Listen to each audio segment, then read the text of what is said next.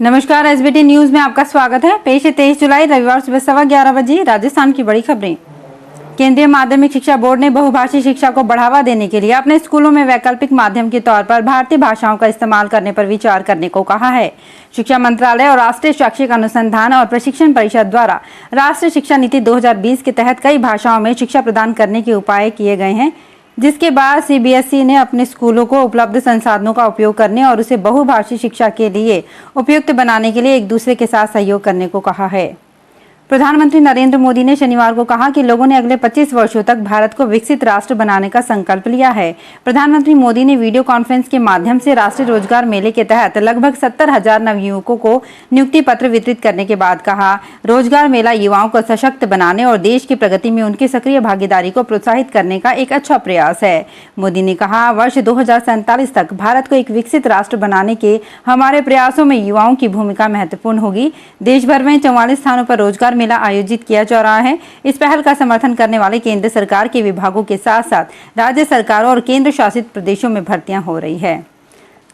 राजस्थान के ग्रामीण विकास राज्य मंत्री राजेंद्र सिंह गुड़ा की बर्खास्तगी के बाद कांग्रेस में हलचल तेज हो गई है। कांग्रेस हाईकमान ने चुनावी साल में अनुशासन को लेकर सख्ती बरतने के आदेश दिए हैं। गुड़ा को सरकार के खिलाफ बयानबाजी करने के कुछ ही घंटे बाद बर्खास्त करने के पीछे हाईकमान के आदेश को ही कारण माना जा रहा है।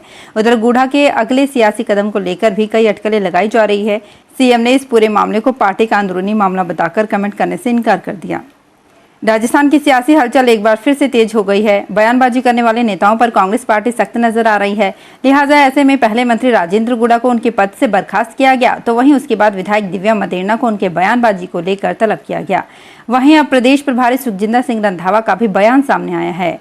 प्रदेश प्रभारी सुखजिंदर सिंह रंधावा ने कहा कि पार्टी में अनुशासनहीनता बर्दाश्त नहीं की जाएगी। कांग्रेस एक डेमोक्रेटिक पार्टी है, लेकिन अनुशासन जरूरी है। पार्टी के अंदर कोई भी बोल सकता है, लेकिन बार बार पार्टी के बाहर पब्लिक प्लेटफॉर्म पर बात करना गलत है या पार्टी विरोधी बात करना भी ठीक नहीं है। राजस्थान नर्सेज संयुक्त संघर्ष समिति का सीकर जिला मुख्यालय स्थित एसके अस्पताल में अपनी लंबित मांगों को लेकर आज 5वें दिन भी अनिश्चितकालीन धरना जारी रहा। नर्सिंग कर्मियों ने धरने के 5वें दिन अपनी मांगों को लेकर अनूठे तरीके से राज्य सरकार के सामने विरोध प्रदर्शन किया। संघर्ष समिति के राजेश बाटर ने जानकारी देते हुए बताया कि वेतन भत्तों की विसंगतियां दूर करने, नर्सेज संवर्ग कैडर का पुनर्गठन करने, संविदा नर्सेज का नियमितीकरण एवं प्लेसमेंट एजेंसी से भर्ती पर पूर्ण रूप से रोक लगाने सहित 11 सूत्री मांगे नर्सेज कर्मचारियों की है। हरियाणा के यमुनानगर में हथनीकुंड बैराज के 18 गेट खोल दिए गए हैं। ये पानी यमुनानगर से आगे कुरुक्षेत्र, करनाल, पानीपत और सोनीपत के रास्ते दिल्ली जाएगा, जिससे इन शहरों में भी बाढ़ का खतरा पैदा हो गया है। पहाड़ों में हो रही बारिश के बाद शनिवार को 11 बजे हथनीकुंड बैराज में पानी का लेवल 2,23,054 क्यूसेक था। वहीं 2 बजे तक ये 2,51,987 क्यूसेक पर पहुंच गया।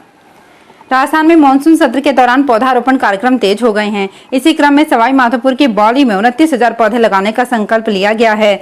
बौली के भैडोली रोड पर स्थित गौशाला में पौधारोपण अभियान के तहत 150 पौधे लगाए गए। राजस्थान के सवाई माधोपुर के बौली में मानसून सत्र के दौरान पौधारोपण कार्यक्रमों को लेकर विभिन्न सामाजिक संस्थाएं बढ़ चढ़कर अपनी भागीदारी निभा रही हैं।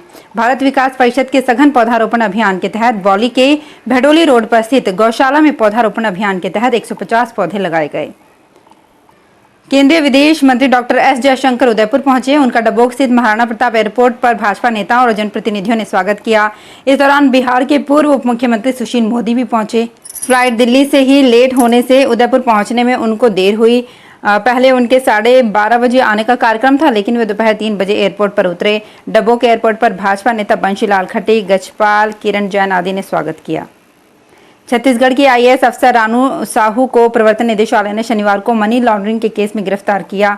ईडी ने उन्हें रायपुर कोर्ट में पेश कर 14 दिन की रिमांड मांगी है। शुक्रवार 21 जुलाई की रात तक रानू साहू के सरकारी आवास में ईडी की टीम ने छापेमारी की थी। इस छापेमारी में मिले अहम सबूतों के मुताबिक रानू साहू करोड़ों के हेरफेर में शामिल थी। फिलहाल मामले की जांच जारी है। पंजाब के बाढ़ प्रभावित इलाकों में हालात सामान्य होते दिख रहे हैं, लेकिन हिमाचल की पहाड़ियों में हो रही तेज बारिश के बाद घग्गर नदी का जलस्तर एक बार फिर से बढ़ने लगा है। हरियाणा के पंचकुला जिले में घग्गर में पानी बढ़ गया है। पंचकुला से निकलने के बाद घग्गर मोहाली के रास्ते पंजाब में दाखिल होती है और उसके बाद पटियाला, संगरूर, मानसा जिलों में गुजरती है।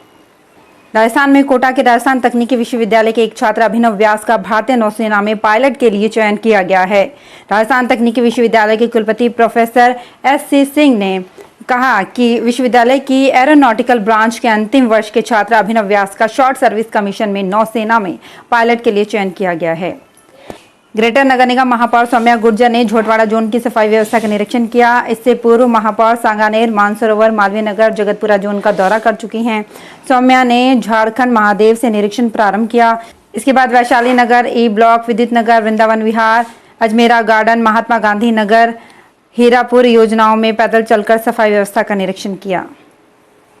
विराट कोहली क्रिकेट जगत के महानतम खिलाड़ियों में से एक हैं। खेल के दौरान उनकी आक्रामकता और पैशन के लोग दीवाने हैं। ऐसा शायद ही कोई क्रिकेट प्रेमी होगा जो उनसे ना मिलना चाहता है। हाल ही में उन्होंने वेस्टइंडीज के खिलाफ अपना 500वां अंतर्राष्ट्रीय मैच खेला, जिसमें उन्होंने 121 रन बनाए। इस मैच के बाद उनका एक वीडियो खूब वायरल हो रहा है, जिसकी चारों तरफ चर्चा हो रही है। विराट कोहली से एक महिला गले मिलते हैं, किस करती है और भावुक होकर रोने लगती है। आपको बता दें कि वो महिला वेस्टइंडीज के खिलाड़ी जोशुआ डा सिल्वा की मां है, जिन्हें विराट कोहली से मिलने की दिली तमन्ना थी। इंडिया और वेस्टइंडीज के बीच हो रहा दूसरा टेस्ट मैच विराट कोहली के लिए बहुत खास है, क्योंकि वो अपना 500वां मैच खेल रहे हैं। असम सरकार ने 2 अक्टूबर से 1 लीटर से कम की package drinking water bottles ban करने का फैसला किया है। मुख्यमंत्री हेमंत बिस्वा शर्मा ने कैबिनेट बैठक के बाद ये जानकारी दी। उन्होंने कहा कि अक्टूबर 2024 से राज्य में 2 लीटर से कम की बॉटल्स भी बैन कर दी जाएगी। नागौर में करीब 45,000 परिवारों की किस्मत में फिलहाल मुफ्त गेहूं दूर दूर तक नजर नहीं आ रहा। करीब 4 महीने से राष्ट्रीय खाद्य सुरक्षा के तहत परिवारों के चयन का काम बंद पड़ा है। सारा दोष बंद पोर्टल को दिया जा रहा है। मुफ्त गेहूं की हरी झंडी नहीं मिलने से हजारों परिवार को मुख्यमंत्री अन्नपूर्णा फूड पैकेट भी नहीं मिल सकेगा। सूत्रों के अनुसार खाद्य सुरक्षा के तहत चयनित परिवारों का काम बंद पोर्टल की वजह से रुका हुआ है। तो फिलहाल इस बुलेटिन में इतना ही। फिर हाजिर होंगे कुछ और बड़ी खबरों के साथ।